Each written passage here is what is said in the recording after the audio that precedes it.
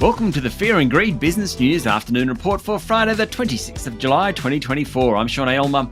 Every afternoon we've got the 5 stories that happened today that you need to know about. Story number 1, it was a strong day for the equities market with the S&P ASX 200 closing up 0.8% to 7,912 points. For the week, the benchmark index ended about 0.5% lower. It was a bad day for the gold stocks, particularly Bellevue Gold, which ended down more than 20% after it asked investors for another $175 million and lowered its production forecasts. The price of gold was also lower, down to $23.70 an ounce, and the whole sector fell. Gold Diggers Red 5, Northern Star, Regis Resources, and Perseus Mining were among the worst performers today. In fact, the 5 gold stocks I've just mentioned were the 5 worst performing stocks of the top 200.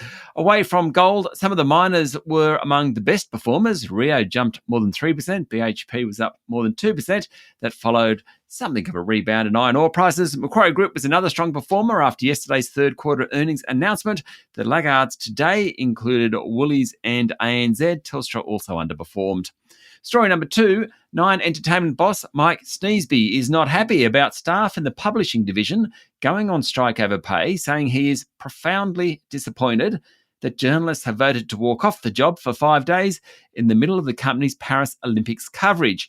In an email from Paris this morning, Mr. Sneesby said the timing of strike action by hundreds of staff comes on the eve of one of the biggest news events on the planet.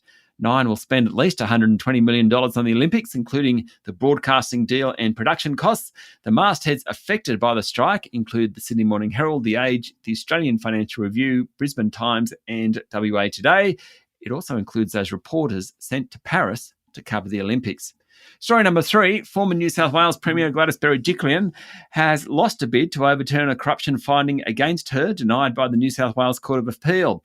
In a split decision, New South Wales Chief Justice Andrew Bell dismissed her bid with costs. The former Premier had sought to overturn the Independent Commission Against Corruption's findings that she engaged in serious corrupt conduct pertaining to a breach of the ministerial code by failing to disclose her relationship with her then partner, ex-MP Darryl Maguire.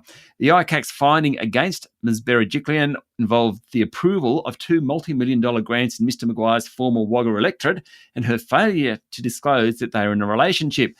The former Premier had challenged the validity of the ICAC's findings on grounds that it had acted beyond its authority. Story number 4, there was some rare good news from a lithium miner today. The share price of Mineral Resources jumped after the company delivered on its annual production guidance. No one expected it to get there.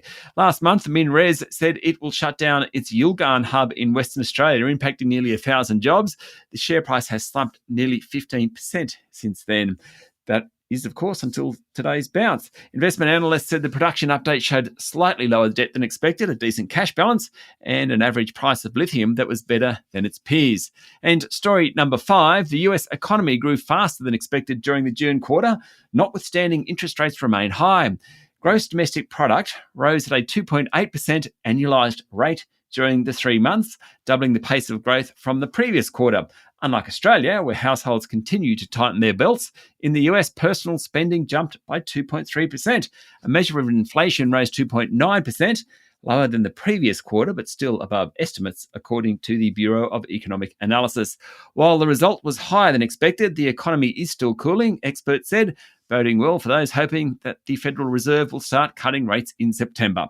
That's it for the afternoon report for Friday, the 26th of July, 2024. Michael Thompson and Lang and I will be back tomorrow morning with the weekend edition of Fear and Greed Business News. I'm Sean Aylmer. Enjoy your evening.